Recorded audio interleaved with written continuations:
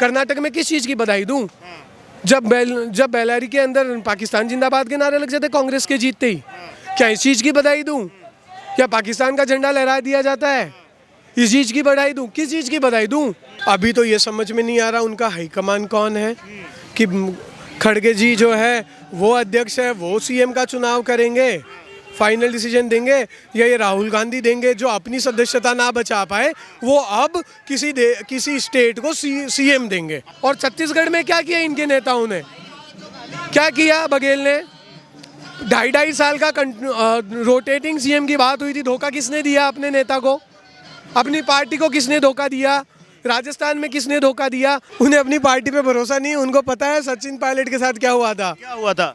कहीं ना कहीं बीजेपी में कुछ कमियां रही हैं कि उसको नए चेहरों को सामने लाना था, क्योंकि एंटी इनकम्बेंसी कभी पार्टी के खिलाफ नहीं होती। एंटी इनकम्बेंसी नए चेहरों की चाह के लिए होती है। एंटी इनकम्बेंसी के बाद भी कैसे 36.35% जो वोट था पहले, वो अभी भी 36% रहा है। मोदी जी पे विश्वास है, योगी जी पे विश्वास है, हमने जो काम किया है उस पे विश्वास है। सबक लेंगे ये न्यूज़ चैनल पे किसी पार्टी का ऑफिशियल प्रवक्ता जाके बोल दे, क्या कांग्रेस के किसी प्रवक्ता की औकात है ऐसे छाती ठोक के बोल दे कि हाँ हम इससे सबक लेंगे? सर, ये केवल बीजेपी करती है कि जो पुराने नेता है जो सर्व कर चुके, वो गाइडेंस लेवल पे आते हैं और नए चेहरे को खुद आगे लाते हैं, तो जनता को डबल फायदा मिलता है। पुराना विश्वास, पुराना तजुर्बा और नई सोच।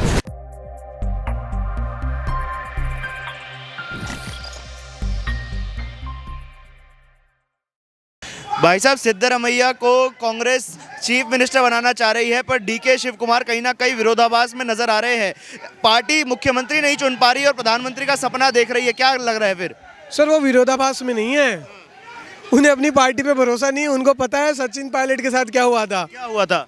भाई 2.5 साल का करना है तो लिख के दे दो, घोषणा कर दो। उसको बेचारे को केवल अंदर ही अंदर बोल के रख दिया, बाद में बेवकूफ़ बना दिया गया।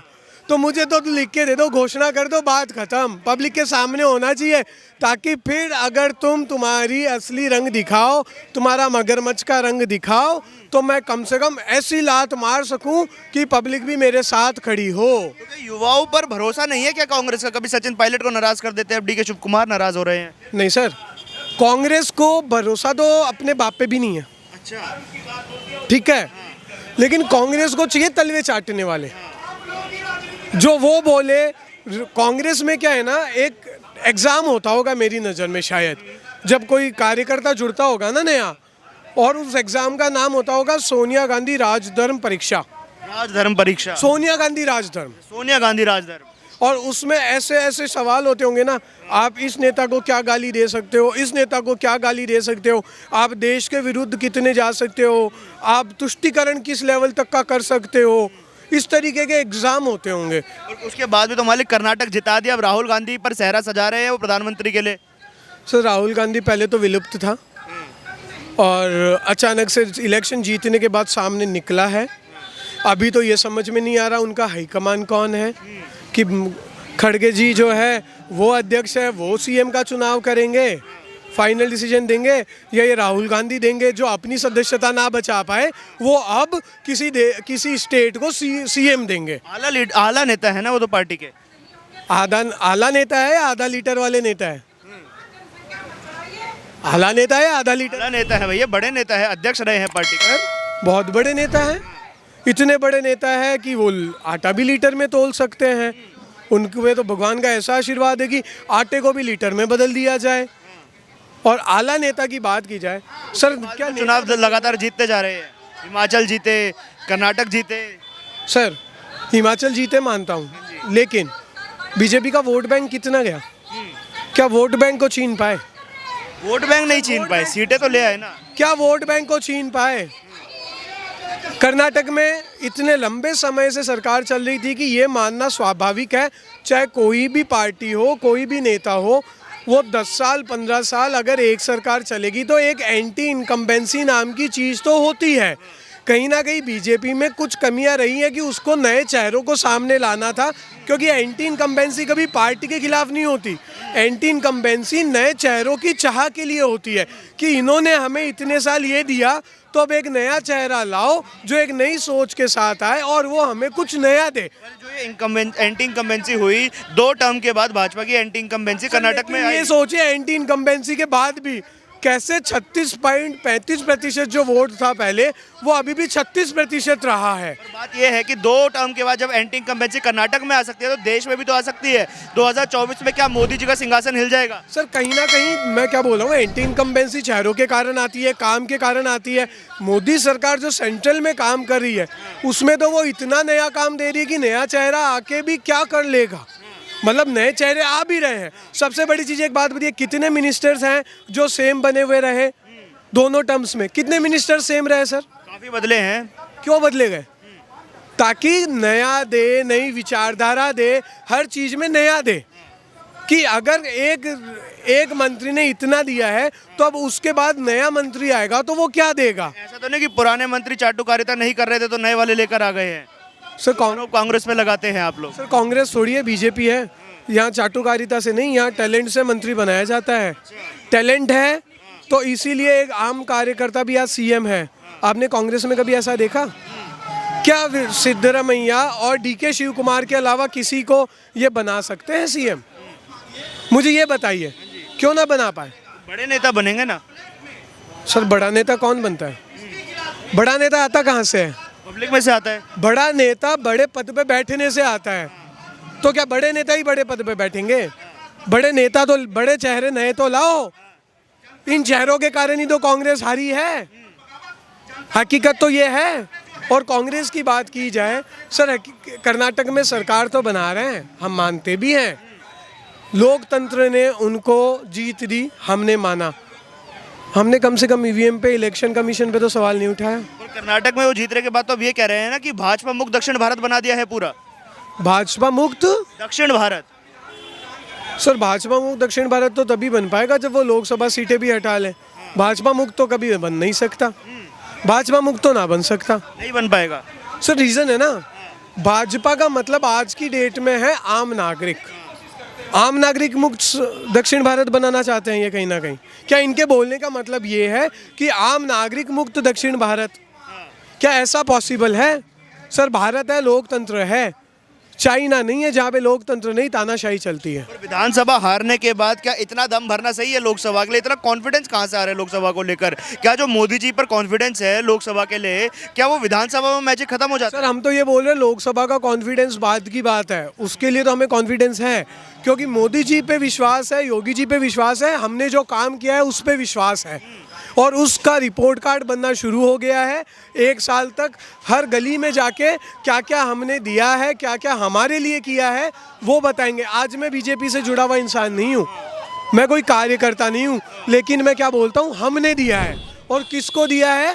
खुद को दिया है। क्या ये एक भावना कांग्रेस के किसी भी वोटर को भी आती है? मैं कार्यकर्ता की बात नहीं करता। क्या कांग्रेस का कोई वोटर भी ऐसा आके बोलता है कि हमने दिया है और खुद को दिया है? किसी वोटर से सुना आपने? नहीं। लेकिन आप भारतीय जनता पार्टी के एक वोटर से भी ये बात सुन लेते हो। क्यों सर? ये कॉन्फिडेंस नहीं, ये विश्वास है। विश्वास है, पर जो मोदी मैजिक, जिसका जो ये कॉन्फिडेंस आपके अंदर, जो विश्वास आ रहा है मोदी जी के नाम को लेकर, ये विश्वास लोगों में डगमगा रहा है क्या विधानसभा के टाइम पर? नहीं सर, वहाँ के नेता जो हारे हैं वो भी क्या बोल रहे हैं?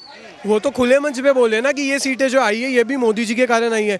यानी मोदी मैजिक की सीट्स तो बरकरार है। मोदी जी के कारण आई, हाँ जी, मोदी जी के कारण सीट्स आई, पर लोकल लीडरशिप के कारण क्यों नहीं सीट्स आ पा रही? मोदी जी क्या पूरे देश के लिए बैठे हैं, चुनाव लड़ाने के लिए बैठे हैं? रहा हूँ ना सर कि ऐसा होना जरूरी है। और बीजेपी के आला नेताओं ने भी ये एक्सेप्ट किया कि ये हुआ है, वो हुआ है, हम इससे सबक लेंगे। ये न्यूज़ चैनल पे किसी पार्टी का ऑफिशियल प्रवक्ता जाके बोल दे। क्या कांग्रेस के किसी प्रवक्ता की औकात है ऐसे छाती ठोक के बोल दे कि हाँ हम इससे सबक लेंगे कि हमारे उन नेताओं ने ज़मीनी स्तर पे कहाँ कमी रही, उस पे वो सबक लेंगे? सर अपनी हार गर्व से स्वीकार करना कि हमें कोई लेसन सिखाया गया है, ये केवल भारतीय जनता पार्टी कर सकती थी, कर सकती है, करती रहेगी। हम हार में भी हमारी जीत देखते हैं। सबक लेते लेते तो 12 राज्यों से विलुप्त हो गई ना भाजपा। सर सबक देते देते 40 सीटों से कितने सीटों पे आ गई, ये क्यों नहीं बोला जाता? सबक देते देते जब हिंदुत्व की बात की जाती थी, मैं मोदी जी की नहीं योगी जी पे आता हूँ, क्योंकि आज मोदी जी के बाद सबसे बड़ा चेहरा कोई देखा जाता है तो योगी, और योगी जी को बीजेपी से नहीं, योगी जी को पूरे भारतवर्ष के लिए चेहरा देखा जाता है। योगी जी बीजेपी से हैं, बीजेपी से रहेंगे, लेकिन योगी जी को क्या आप बीजेपी से जोड़ के देखते हो या भारत के नेता के तौर पे देखते हो?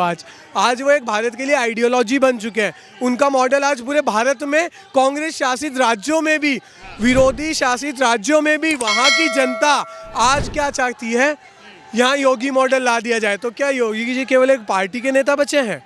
सर वो भारत के नेता बन चुके हैं, ठीक है। तो आज एक बात बताइए, वहाँ पे उन पे तो आक्षेप लगाया जाता था वो तो मुस्लिम विरोधी है, केवल हिंदुत्व के लिए काम करते हैं। मुझे बताइए कैसे 450 से ज़्यादा टिकट्स देके 200 से ज़्यादा सीटें उन्होंने मुसलमानों को दिलवा दी।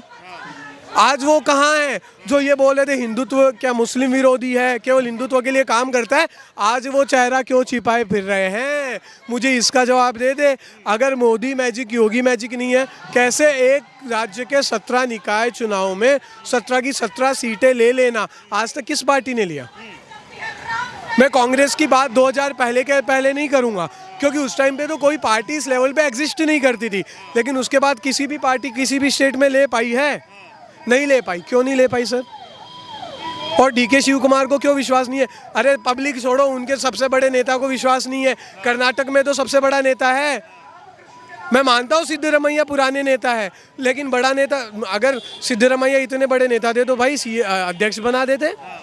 वो एक्सेप्ट करते कि मैं बड़ा नेता हूं, लेकिन मैं चाहता हूं अगर पार्टी के लिए वो काम करना चाहते, जनता के लिए काम करना चाहते, मैंने मेरी विचारधारा से बहुत कुछ दिया, आज मैं इनका साथ दूंगा। डीके शिव कुमार को सीएम बनाता हूं, इनके साथ मैं डेप्यूटी सीएम बनके इनको गाइड करूंगा जहां ये चूकेंगे, और ये अपनी नई विचारधारा से कुछ नया देंगे। सर ये केवल बीजेपी करती है कि जो पुराने नेता है जो सर्व कर चुके वो गाइडेंस लेवल पे आते हैं और नए चेहरे को खुद आगे लाते हैं, तो जनता को डबल फायदा मिलता है। पुराना विश्वास, पुराना तजुर्बा और नई सोच, ये मिलके देश को आगे लेके जाता है, और ये चीज़ हो रही है बीजेपी में, और इसलिए कहीं ना कहीं विश्वास आज भी बना हुआ है।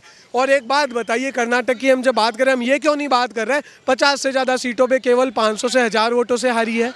अगर 500 से 1000 वोटों का फ़र्क आ जाता, सर जीत किन की थी? 0.36% का जो फ़र्क है, कहीं वही तो फ़र्क नज़र आ रहा है, उसके अलावा फ़र्क कहाँ नज़र आ रहा है? और दूसरी बात सर, सरकार बनाने की अलग बात है, चलाए तो सही। और हम ये नहीं बोल रहे कि कोई हम लोग कुछ करेंगे, अभी तो उनकी पार्टी तो करे, उनको खुद को खौफ क्या लगा पड़ा है? हम राजस्थान और मध्य प्रदेश नहीं बनने देंगे।